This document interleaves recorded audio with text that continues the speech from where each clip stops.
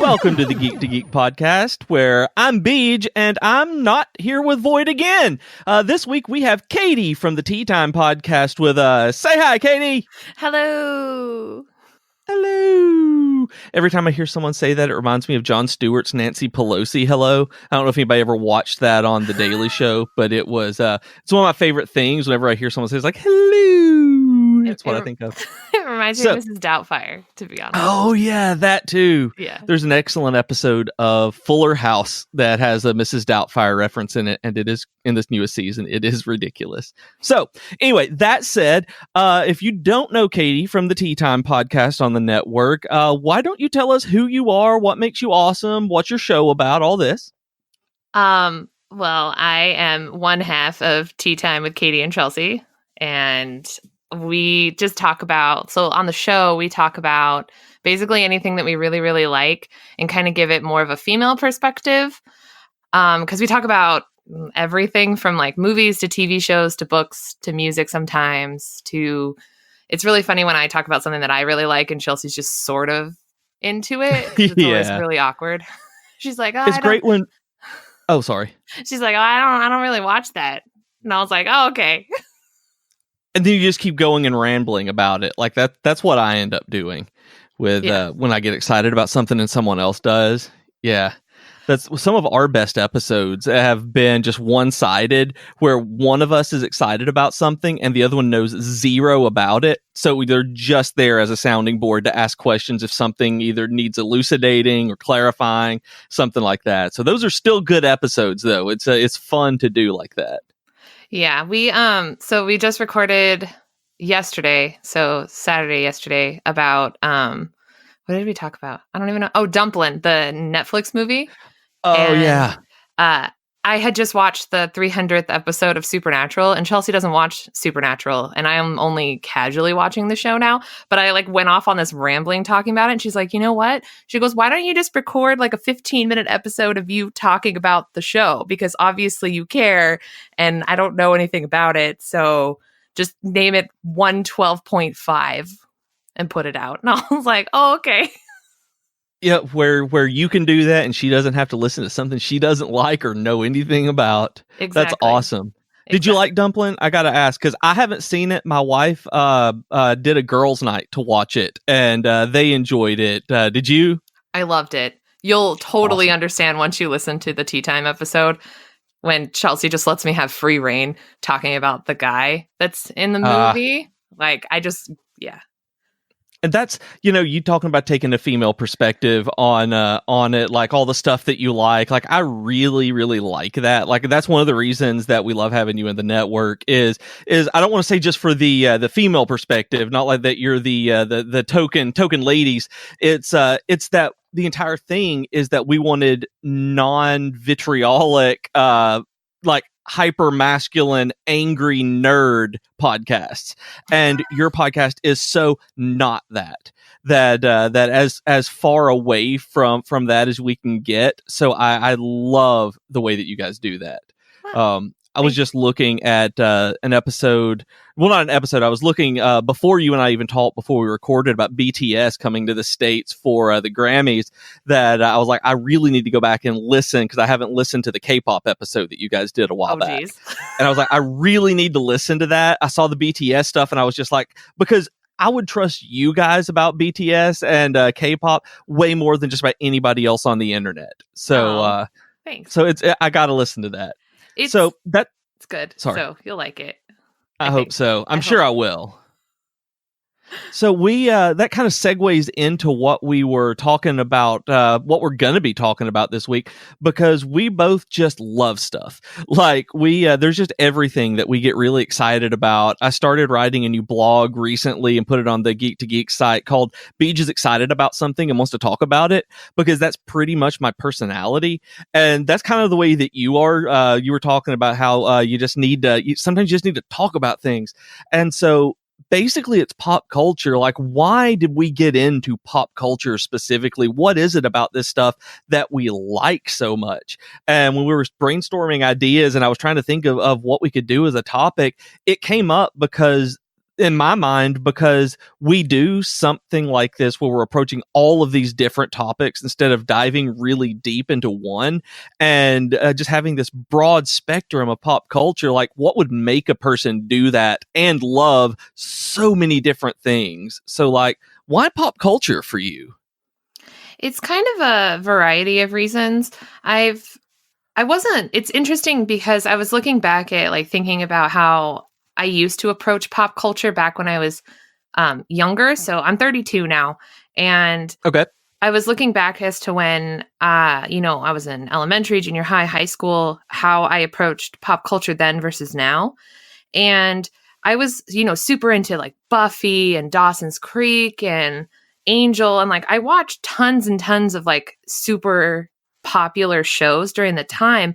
But I've realized that my level of obsession with pop culture is very different now than it was then. And I don't know if it's because I have money now and time that I can like be obsessed with stuff. But I also think of how I got into pop culture. And I think the thing to blame is Harry Potter. Oh, really? Yeah, I call it my gateway fandom is Harry Potter because it was the first time where I didn't read the books when they came out. I didn't start reading the books until the very first movie came out. Mm-hmm. I went and saw it and I was like, oh my God, this is incredible. I can't believe how immersive and amazing this film is that I like jumped back, read, I think the first 4 books out were already out. The first 4 were out. Yep, that's what I read. Because I did the exact same thing. Saw the movie, loved it, went and bought all the books. Exactly. And so with Harry Potter came this like super immersive culture with it. And really, to me, it was like the first real definition of what a fandom is. And it was just sort of everywhere at the time. And Harry Potter movies and books were coming out for like 10 plus years. So it was like a super long period of time where you could consume one type of like media. So it was like the books and then it was the films and you could just constantly be surrounded by Harry Potter. And I think the next step up from that was when I figured out what Tumblr was. Oh no. Yeah. Oh no. Discovering pop culture through Tumblr, the idea of that terrifies me. Well, I've never been a Tumblr person though. It wasn't bad. So my sister introduced me to Tumblr in I think like 2011. So It was significantly much further on than when I had gotten invested in Harry Potter already. Cause I was already like buying stuff and like I had figurines and like all kinds of like memorabilia kind of knick-knacky things for Harry Potter. Yeah. But like Tumblr introduced me to like a whole other side of fandom culture because it was a place where everyone that's on there is really into the same thing that you are. Yes. Yeah. They are really into it. Like, you can really get hardcore deep into that where you are immersed in it pretty much as you want to be. Yeah. And it's not hard to get lost, especially on the dark side of Tumblr. But like, for me, that never really happened because I was still like, I was working a lot and I didn't have a lot of money. Because I think during that time, I was spending more of my money on going to concerts and stuff than I was like on pop culture things. But I think the other side of it too for me was Supernatural started when it was my last year in high school. So 2005, which is ridiculously long time ago when you really think about it. My last year of high school was 2001. So that's even worse. So don't feel bad about that. No, it's more that like thinking about like that Supernatural's been on since 2005. Yeah, now that is ridiculous. Thinking about that, because I remember like when they were doing season 5 as the final season and then they got renewed again, where I thought that was crazy. And now they're on like season 7,000. So yes, it feels like 7,000. That's for sure. But the thing is Supernatural was the first show that I ever went to a convention specific for that show. Oh, that's a big deal. Yeah. So it was massive. Like my sister, my mom and I, like we love that show very much. Like even now, even though I don't watch it, it's been 2.5 years since I like actually sat down and like watched a new episode up until last week. because it was going on for too long and I wasn't getting super interested anymore. But we went to our very first Supernatural Con in Burbank, California, and like we got to see Jared and Jensen in person, and it was like Misha Collins was there. It was like being there with them was an entirely different experience. And I bet. Yeah. So that was really where I started. From that point on is when I started going to like more conventions. So then I went from not just going to like Supernatural Con, but then I started going to like smaller conventions. Like I went to LA Comic Con, which used to be called Kamikaze. I went to Long Beach Comic Con, and I started going to like all of these different cons, like jumping off of that. So like it just like Harry Potter started it, and then it's just continued on since then.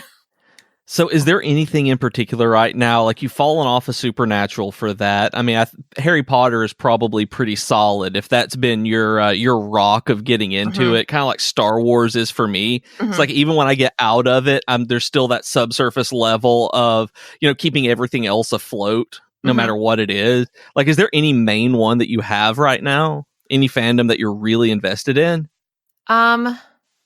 Unfortunately, like, okay, so I kind of fell off of watching television within the last like year, and it's mostly because of I have like the job that I have right now, and because of my commute that I don't feel like watching TV when I get home, and then I just don't watch it to keep up anymore. So the only two real-time shows that I'm like trying to keep up on are Roswell, New Mexico, which just started, which is the reboot of Roswell, which was originally on the WB back in the late 90s, early 2000s. Yep.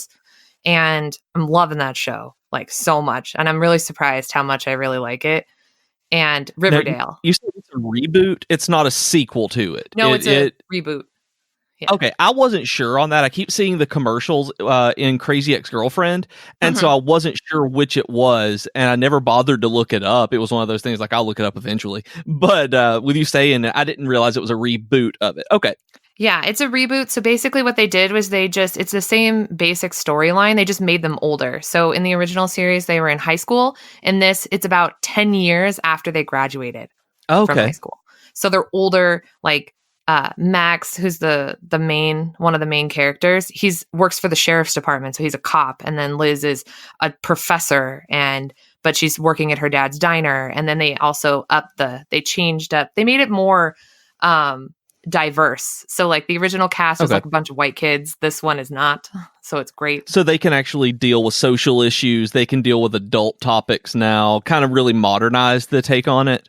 Yeah, so they're dealing with all of that stuff on top of, they've also integrated more of the current social and political issues. So they also mention like immigration and ICE and things like that, illegal aliens plus like actual aliens and that kind of stuff. So they like, I bet there are a whole lot of really fun metaphors and analogies they can go with on that. That one hadn't even crossed my mind.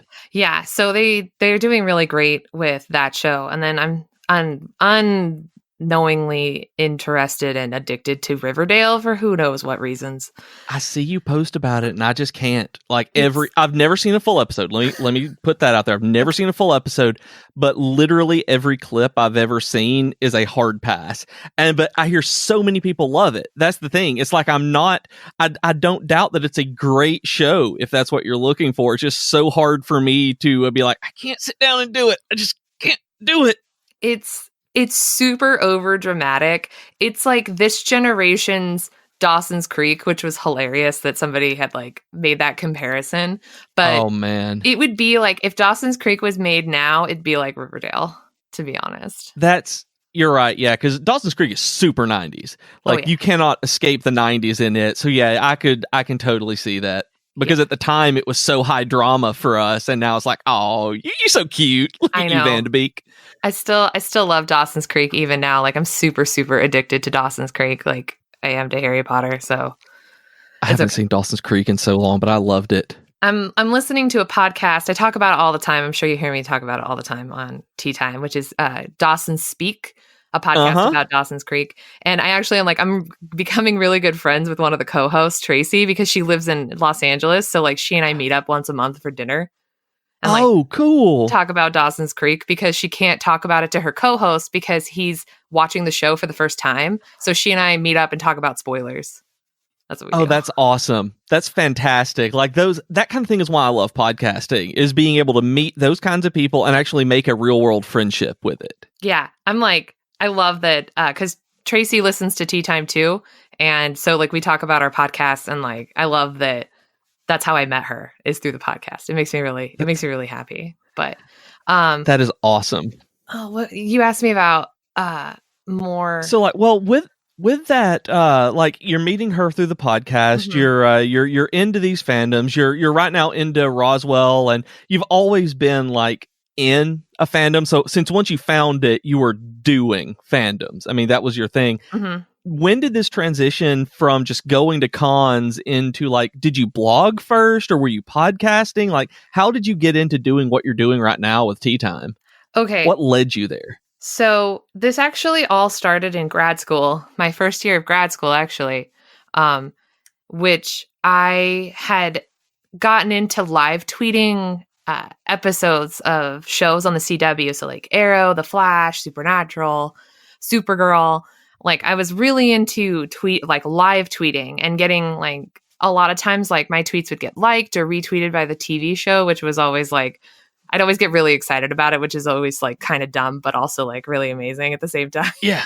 Like it's so good. Like I love doing that. Like it makes you feel good. It's like, oh, it's like when we saw Mickey Mouse at Disney. It's like we were starstruck. It's like there's no reason to be. It's a dude in a suit, or actually a lady in a suit, but it's like, I'm so starstruck. You're Mickey Mouse. It's the real Mickey Mouse. So I understand. It's like Wendy's liked my tweet or something like that. It is. Yeah. And so because of that, there was a podcast / blogging site called Temple of Geek that noticed one of my tweets or something, and their person that was running the site at the time, or I think he still does, I'm not really sure anymore, reached out and asked me if I had ever podcasted before and whether or not I would be interested in podcasting. And I was like, I don't know what a podcast is. I've never listened to a podcast, but why not? I'm not doing anything because I don't have a car and it's snowing. Like, that's fair. That's good reason. Good podcasting environment.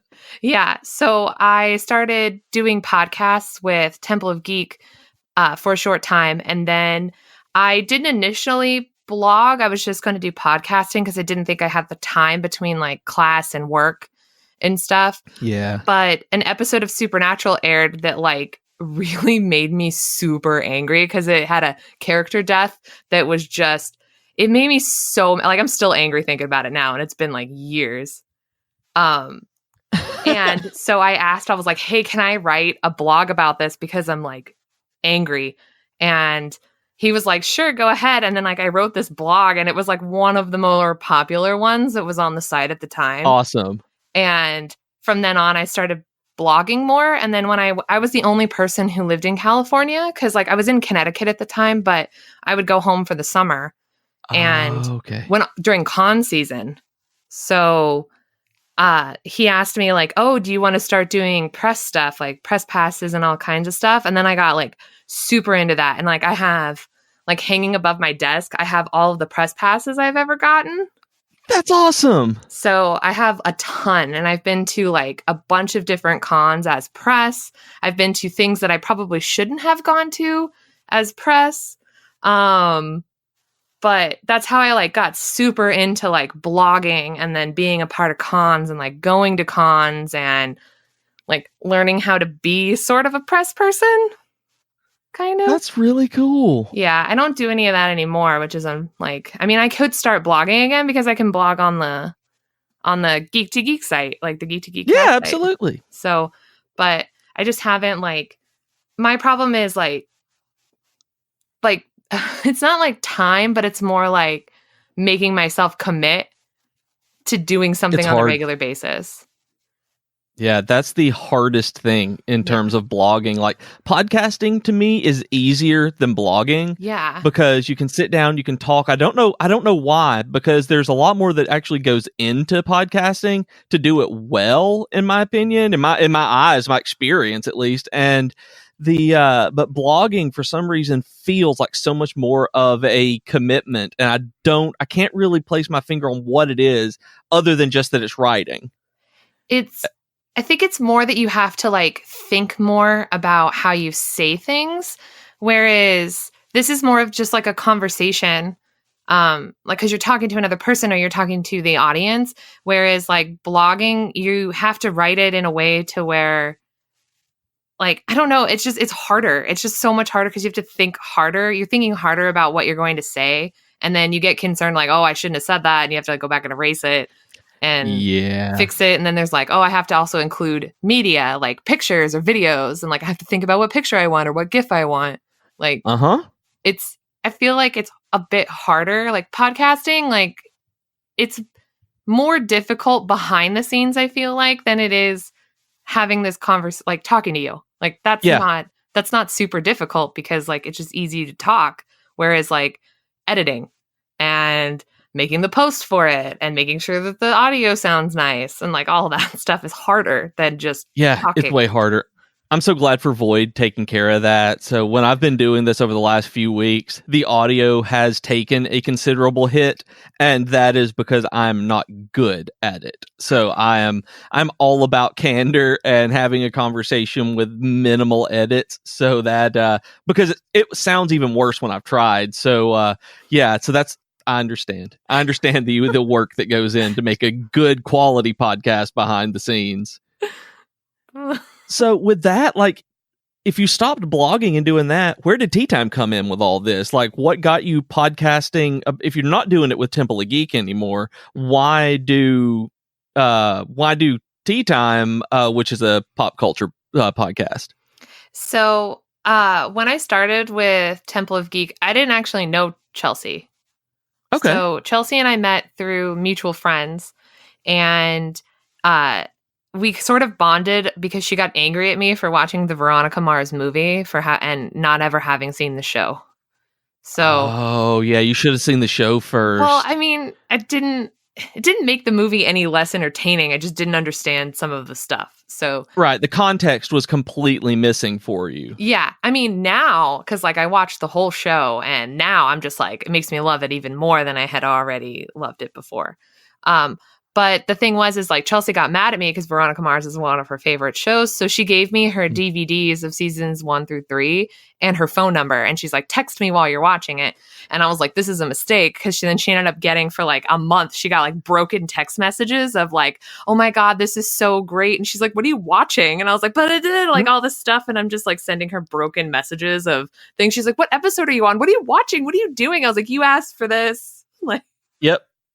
And that is absolutely true. Yeah. And it's great. It's great. If anybody out there has not watched Veronica Mars, there is a reason that you would get excited broken text. Like there's just too much. It's so good. It's incredible. And so Chelsea and I kind of bonded over that. And then I finished up grad school and came home to finish my thesis. And then I couldn't get hired for like a year and a half.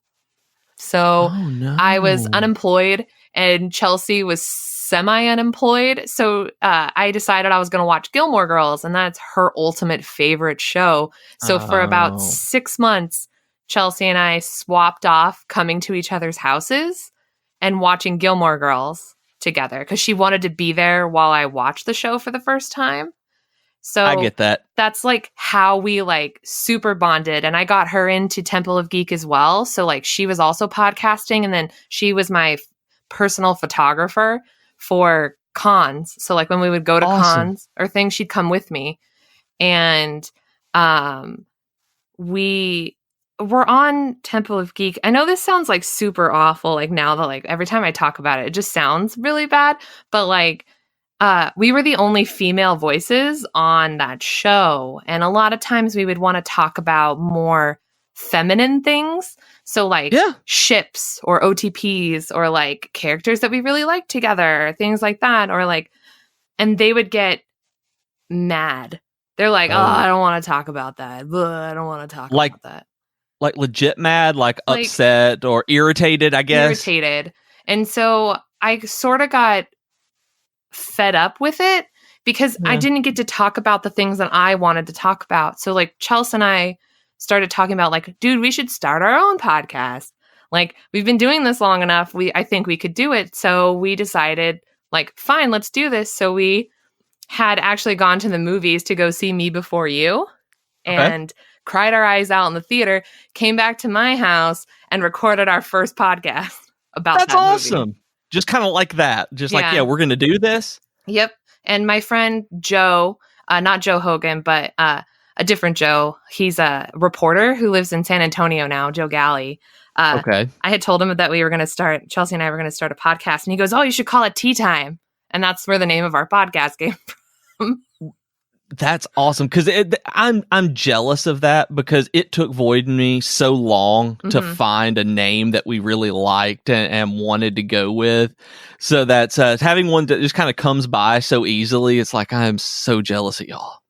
Yeah. And it's been a road. That's for sure.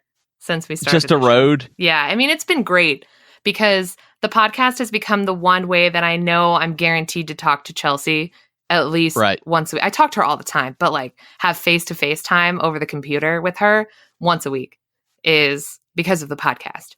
And I mean, I went all the way back to Ireland to go see her again for our anniversary episode. So cool. And I got to be her maid of honor in her wedding. And so, I mean, like, this podcast really, like, bonded Chelsea and I together, and I don't think we'll ever not be friends.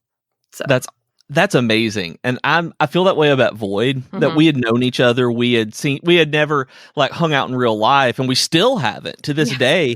But it's one of those things, like, we knew each other, we talked a lot, and now it's like we haven't done this in 3 weeks. I think it's 3 weeks, and now I miss him. It's like, I know we're really excited to get back to podcasting so that we can talk, that we've just been texting and tweeting and stuff between us. It's not the same. And so I totally understand that. And I think that's so awesome that bonded you guys like that you really became better friends for doing it. And how long have you guys been doing that? You're pretty far into the show. Like, you have dozens and dozens and dozens of episodes. So you have 112 tomorrow. 112. Okay. Yeah. We've been doing this for 2 years now.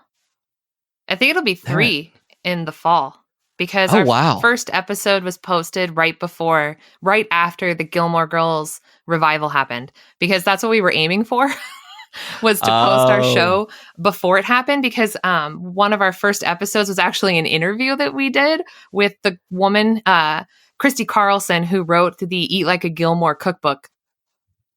Like, so cool. Yeah, we Chelsea was like, I'm gonna just ask her if she wants to be interviewed. So we interviewed her, and that was like, I think, our 3rd episode that we posted. So that's something I've learned, that if you ask, a lot of people will say yes, that they want to talk about their stuff to get it out there to pretty much any audience they can. That if you're nice about it. That's fantastic. I didn't know that. I haven't listened to that episode. That's great. Yeah, that's like super far back in our backlog. And you can tell like how awful like our podcasting was back then versus now. It's really funny. Yeah, that's that. I think that's everybody, where you want to go back and re-edit and re-record, but it's like there's not any reason to. So it's like, I got better over the course. Yeah. And it's great. So, like, I'm curious, like, all this pop culture stuff, and I'm seeing in your notes that you did media criticism in grad school. So tell me about that, because I did the same thing. Like, this is something that I can totally latch on to, is this media criticism in terms of academics. Yeah. So I did not go to grad school for, like anything pop culturally or communications or anything like that. I was in school I was getting my master's degree in general psychology, but I talked to my advisor, and she told me that I could take a class outside of my major if I really wanted to, because it was such a general program that like there weren't a lot of classes that I was allowed to be in. because it was just, they were like, you can take classes in this and that, but like, you're not allowed to take classes in the clinical stuff. And I'm like, oh, all right. Well, yeah. It was You're getting into psychology and you can't do clinicals. well, it made sense. It's because like the classes were so small because I went to such a small private university. So it was like, it makes sense.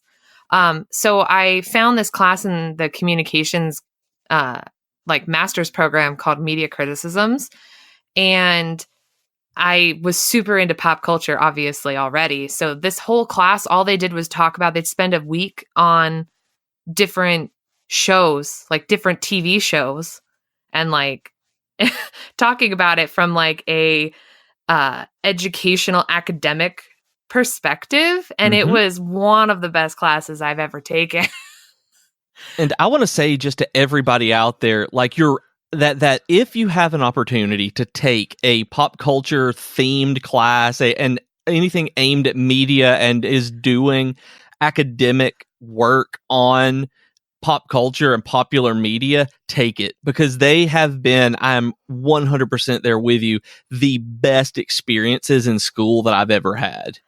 It's a very different perspective because you're reading these like research papers that people have spent a lot of time breaking down different types of media and like different TV shows and stuff, and like really getting into like the tropes and the themes and the different aspects that they focus on in the shows. And like we talked about, the big thing that drew me to the class was because we were going to spend the last week talking about a book that somebody had written, deconstructing the show The OC. Oh, cool. And because I grew up in SoCal, I was like, oh, I'm in, because these people are going to have no idea about like how like California life really is compared to how they portray it on that show. And I'm like, this is going to be amazing. And I mean, they talked about the Kardashians, and they talked about, we talked about the, how people in the United States really like watching TV shows that have to do with the justice system. Yeah, don't know why, but yeah, super popular. Yeah. And so we did a lot of different stuff. And then one of the big thing for the class was we had to write a paper and make a presentation to class about a piece of media that we really like, and then use the things that we like the different tools and knowledge that we had gained throughout the class to kind of deconstruct what the piece of media that we chose. So I picked the first 6 episodes of season 2 of Arrow. Oh, okay. That's what I wrote about. Very good TV. Yeah. And I was like super, super into Arrow at the time. So what I talked about was their portrayal of masculinity and femininity, as well as vigilante justice in the show. Wow. And and like they actually asked me to present at a conference like for the school that they hosted every year. And I was like, all right. Sweet. Yeah, I was about to ask. It says a conference. I'm like, which one? Did you go to PCA? Like, what did you do? No, it was just a small conference that they do for the communications department that takes place on campus. And then they invite like a bunch of different professors from different like schools on the East Coast and different stuff. So I got put into a group and I gave my PowerPoint presentation on my paper.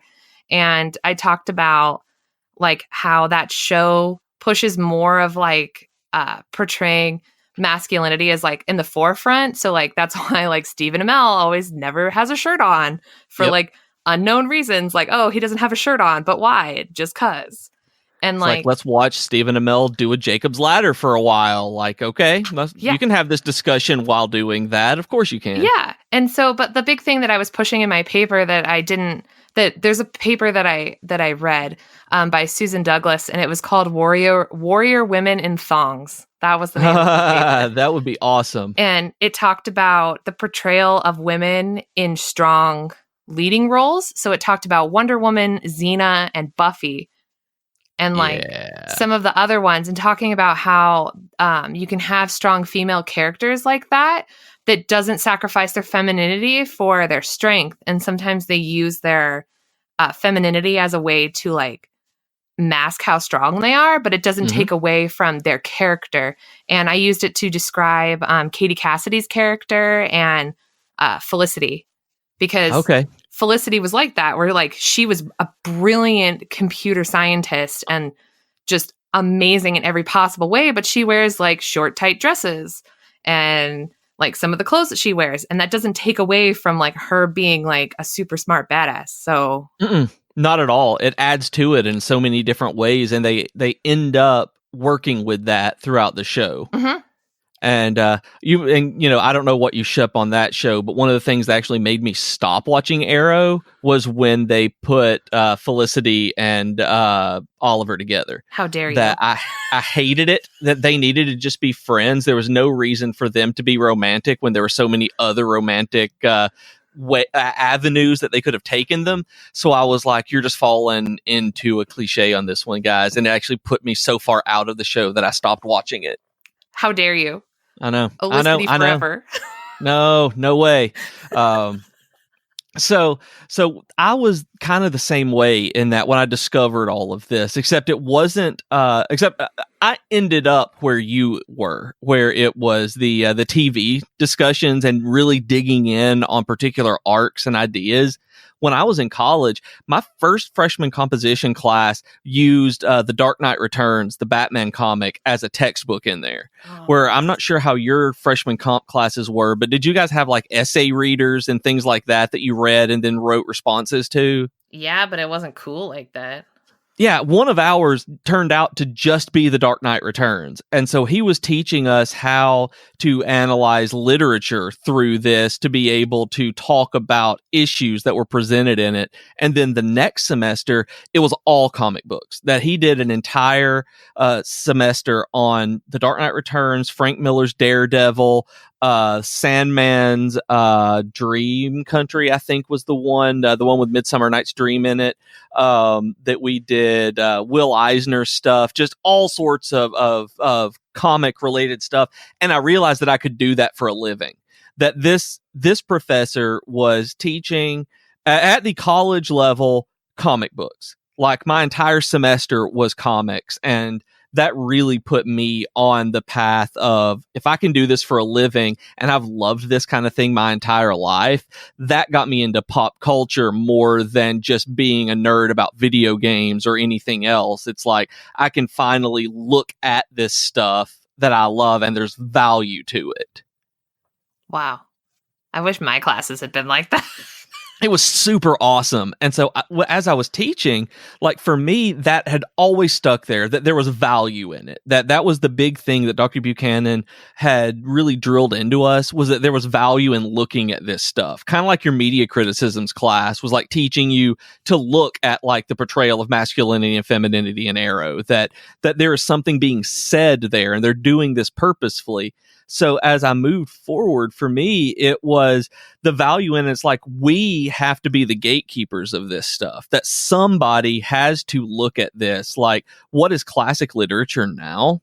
Somebody looked at over the last 500 years and decided this is worth keeping alive and people need to experience this because there's something important in it.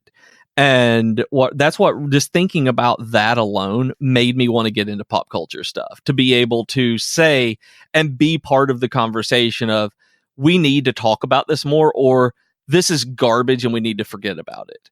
Because somebody did that at some point for everything that's a classic right now. Shakespeare was Stephen King back then. Mm-hmm. I mean, he was for the populace. I mean, his stuff was matinee fodder that you go to for as an afternoon to do. I mean, it was just popular literature at the time. Mm-hmm. And so I'm like, I wanted to say, I had obviously had lots of things to say about this that I couldn't say in an academic paper. Like, I was presenting papers like you. I was talking about Willy Wonka was my first one. Oh my God. My first conference presentation was on Willy Wonka is a villain. Oh, and nice. Because he is a terrifying human being who abuses and tortures those children, and they mask it through joviality and just making him appear like he's doing everything for their own good, mm-hmm. but he is a psychopath. Oh, yeah. And fantastic experience presenting at a conference that way.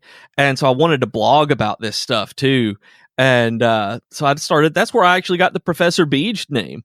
That I started ProfessorBeej.com back in 2008 and started blogging about it, about trying to I wanted to be a pop culture blog that actually had something to say, that wasn't just another TV recap blog, or EW.com was really the main kind of thing that I read at the time, with recaps and very surface level analysis of things. Mm-hmm. And so for me, it was like wanting to legitimize it in a way, wanted to be part of the way that, because even in 2008, that was before Iron Man came out. Mm-hmm. That was before everybody went nuts about the MCU and it became a thing and nerds really took over.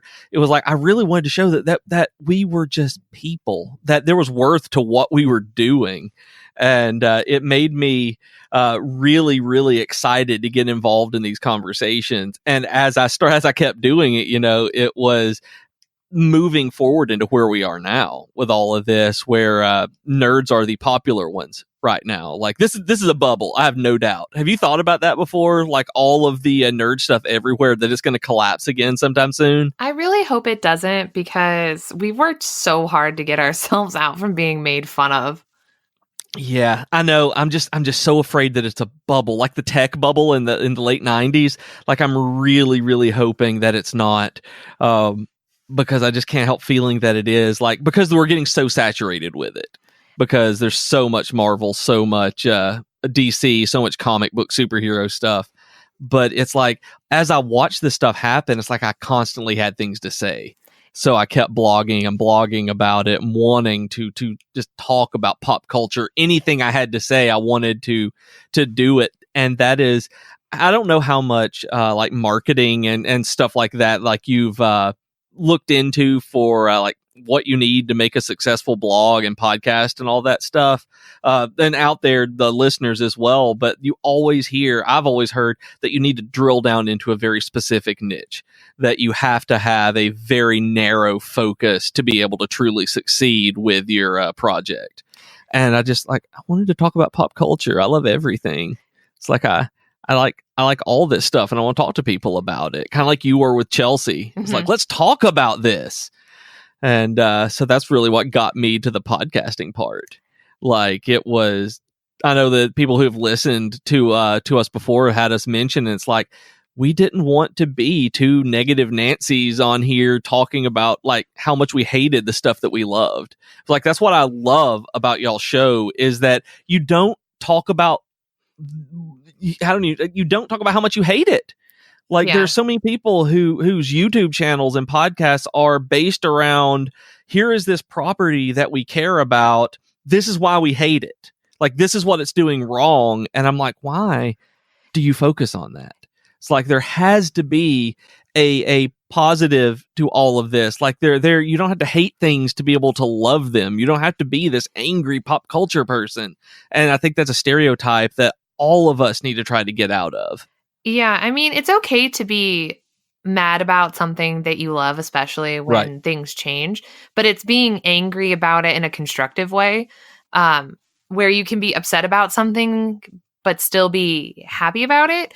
So like when I started blogging, like I was really upset in particular about that one episode, because they killed off a character, but they didn't do that character justice. Like it was a 30-second death scene after a commercial break. And I was like super mad about it, because they like built up that character and then just killed them off with no rhyme or reason. And they didn't even give the person a proper like death scene.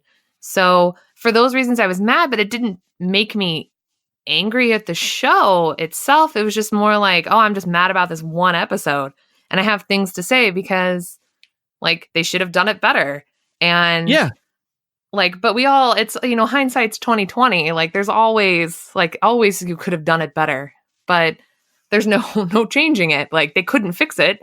So that's done. So yeah, and when it's like that, like when it's done like that, it's the anger and negativity that tends to go into it that I really have a hard time understanding, because I think it's because of my academic base, and I wonder if the media criticisms class affected you too in the same way, where it's called media criticisms, but we learn that I learned, at least, I'm sure that the teacher talked about it in yours as well, that criticism isn't inherently negative. Mhm. That that critiquing something can be just as positive as anything else, that you may not even have a negative aspect of it, but it's just the examination of it is what criticism is.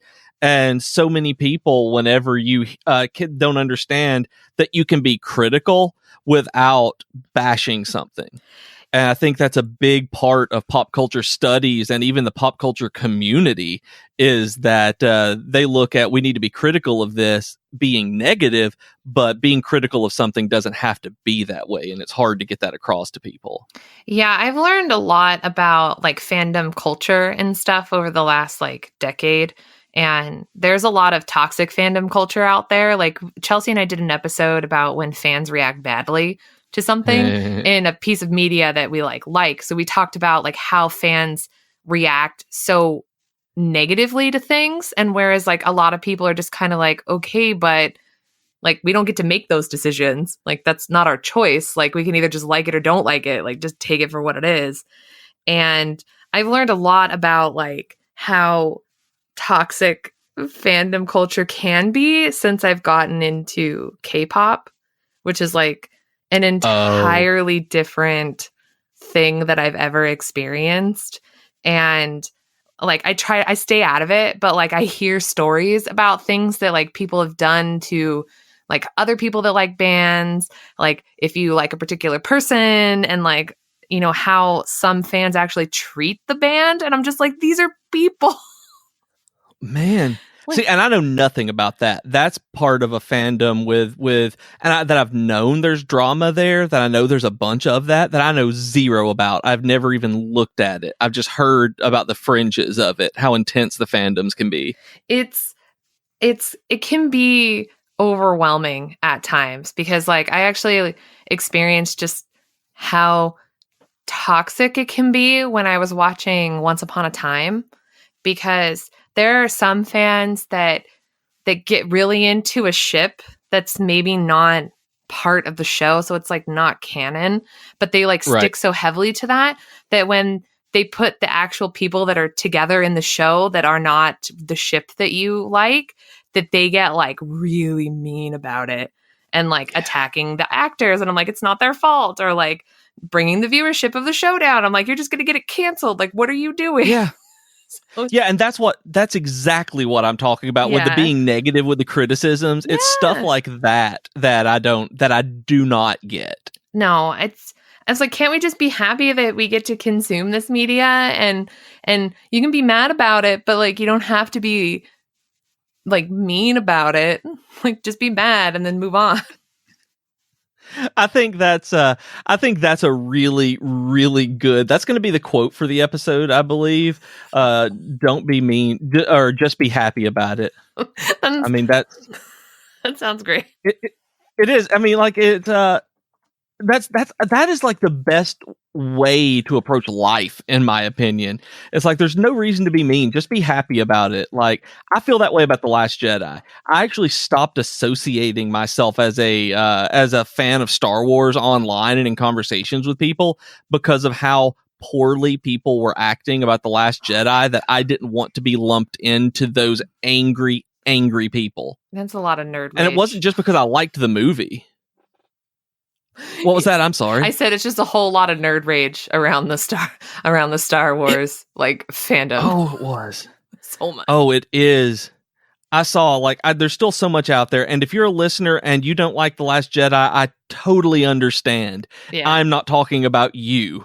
I'm talking about the people who like boycott Star Wars and legit like raised money to try to overthrow Disney and Star Wars and do this again. I'm like, no, guys, we love Star Wars. We're getting a lot more Star Wars. Like, you don't have to be mean about it, like you said. Yeah.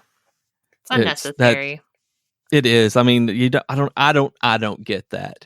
Now, did you get any, speaking of the K-pop stuff and the negativity that can be there, did you get any kind of like I said earlier, I haven't listened to the K-pop episode. Mhm. I'm going to go back and listen to it soon. Mhm. Did you get any negativity based on the things that y'all said in it?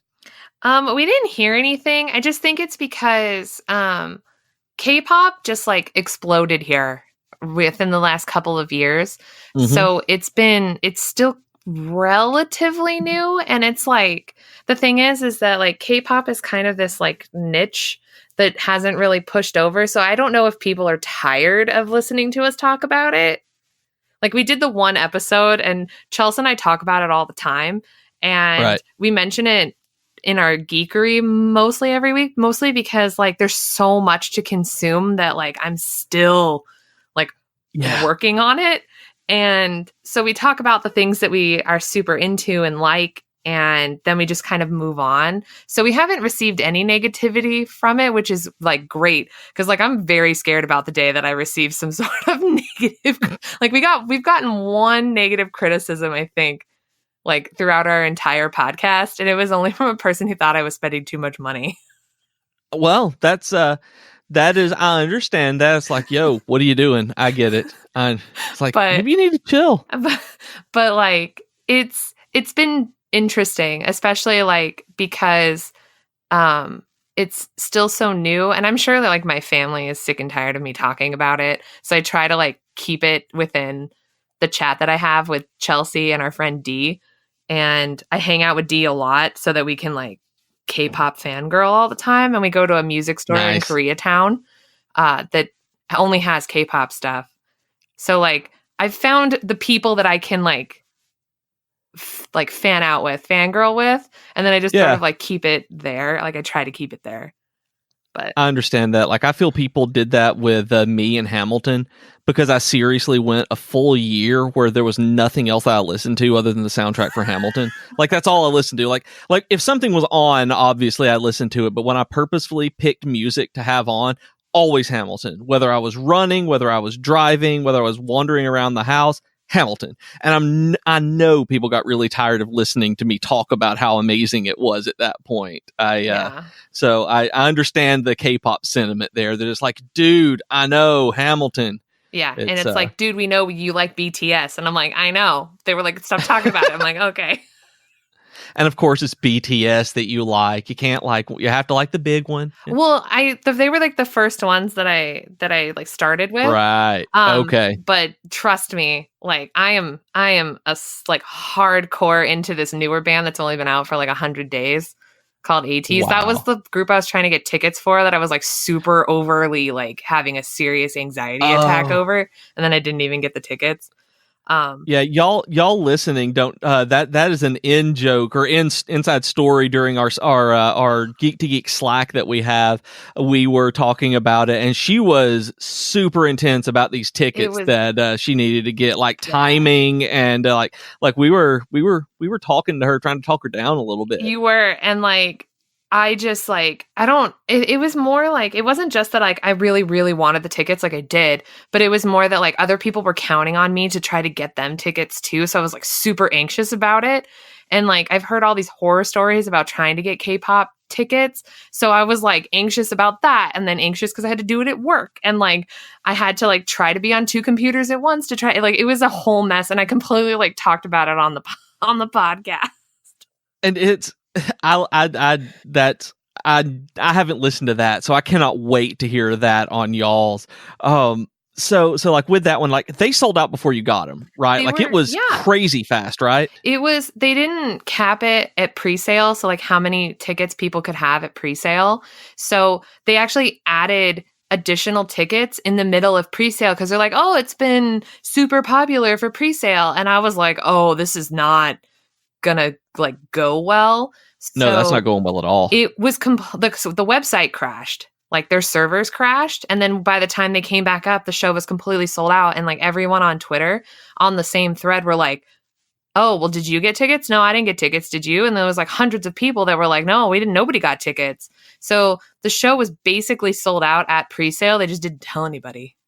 That's garbage. That is. I mean, it was just frustrating because it was like the people that put together the show, like it's not the band, like we're not mad at the band. It is not their fault. They had zero like they did not have their hand in any of that part. It's the ticket sellers for the venue, and then the people who got the show to be put on did not do it well. I don't think And they that is anticipated how popular this band would be in the United States because they trained here. So it's and they had only debuted 100 days ago. So it was insane how popular they are and already coming to the United States at such a young, their band is so young.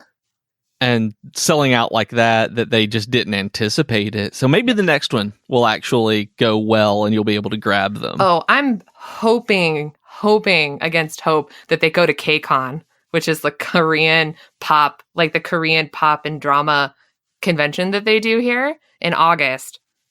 And they have bands come and perform. And I'm hoping they're there. So Is that near you? Is that going to be SoCal?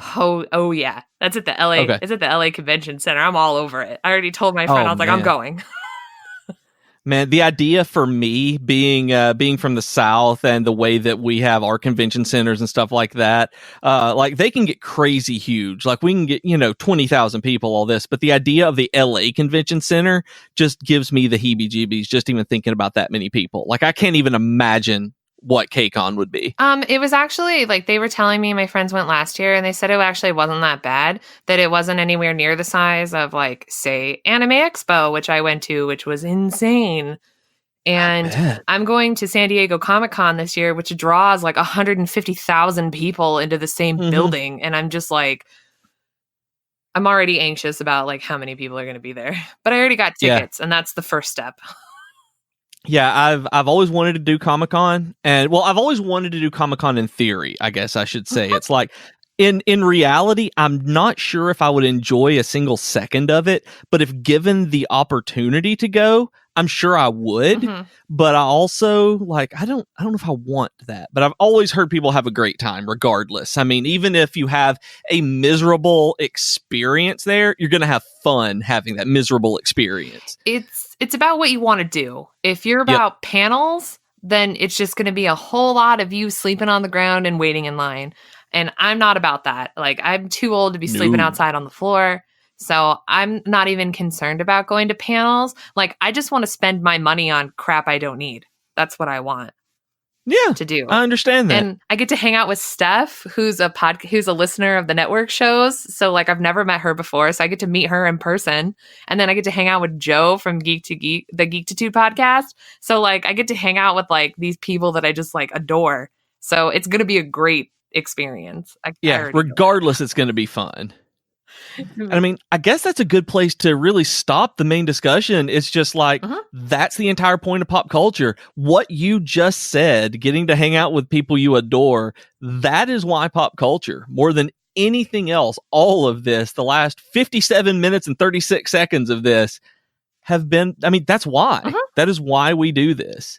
So you guys, I want to offer you a wonderful, wonderful experience now. We're going to get into the geeky offer of the week, where we have a Patreon for the Geek to Geek podcast at patreon.com/geek to geekcast. If you'd like to support the podcast, you can go there and become a patron saint of geekery on Discord and get some really cool Reddit flair, and other things are coming in the future. And this week, I do have a real nice thank you. This one goes out to Josh. Real nice thank you to Josh. Katie, help me with a real nice thank you. Thank you, Josh. Thanks, Josh. You are a fantastic human being. And now, Network Talk. This past week, Geektitude with Joe Hogan ended up publishing a podcast with Capsule J talking about video games. And I have no idea what his upcoming one is.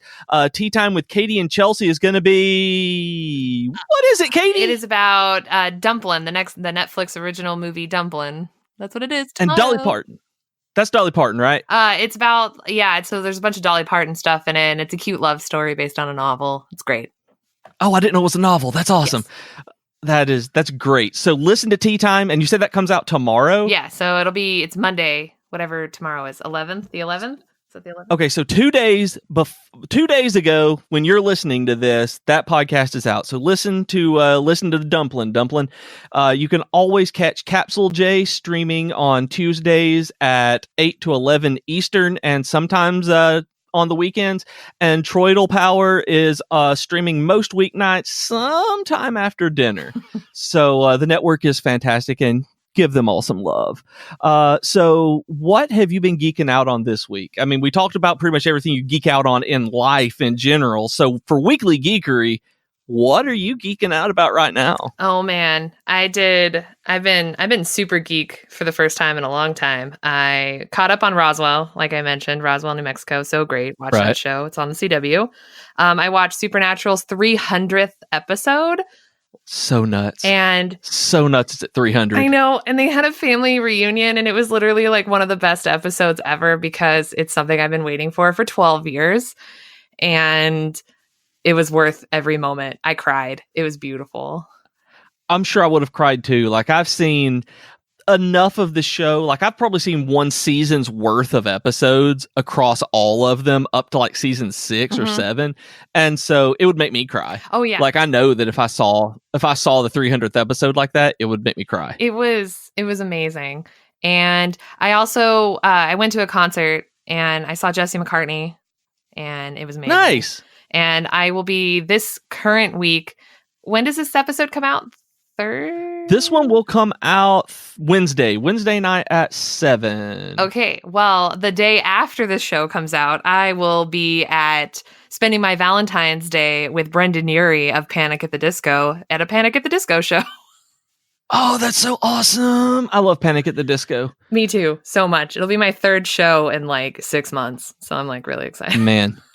And see, I've learned recently that I'm not a concert person. My wife and I keep trying, and we always want to go. Like, we have these high hopes of going to concerts, and then we get there, and it's like we're old, and we know it because A, we don't like the number of people there. B, we don't like having to stand up. C, if it's in an auditorium and we're able to sit down, we're angry at the other people standing up when they should be sitting down, and it's too loud. It's like we just straight up hate it being too loud because we can't hear the music, and we paid to hear the music and not an echo. And so we're these grumpy, angry, middle-aged people, even though we're like 35 and 36, just like, oh, I don't want to listen to this loud music. So we decided we're going to start going to the symphony. You know what? That's okay.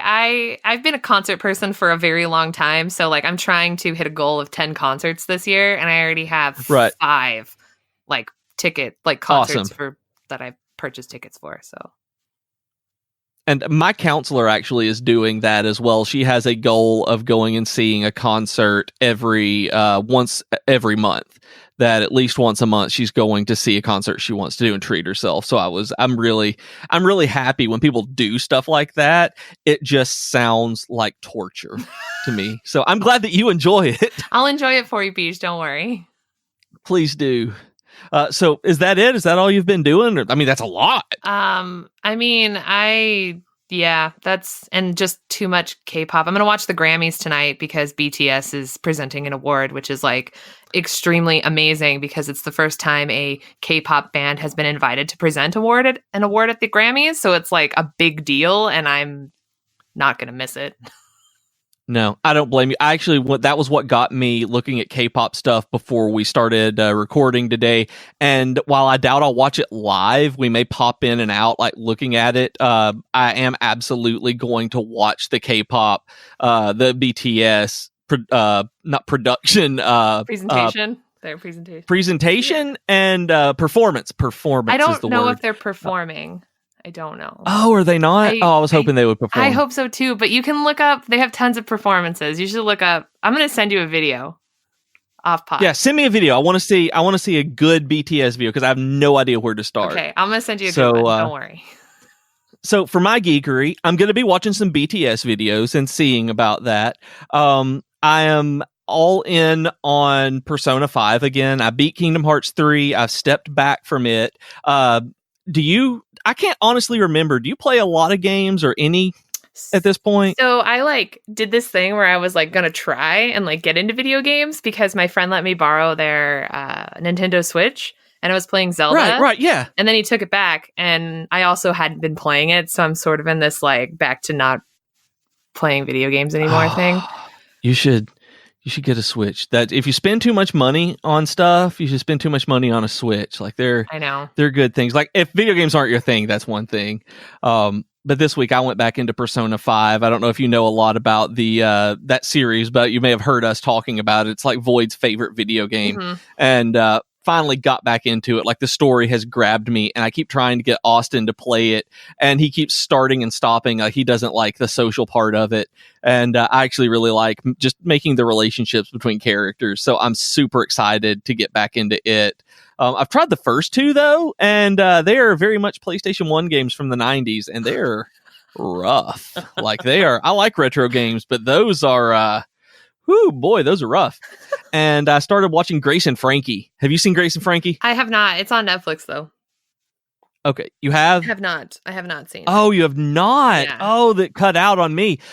It's so good. You will love it. Like, this is a show that just based on what I know that you like around pop culture and TV and Gilmore Girls, all of this, you will love Grace and Frankie. Lily Tomlin and Jane Fonda are brilliant. Nice. These ladies, the casting, the everything about this show, the writing, it is perfect.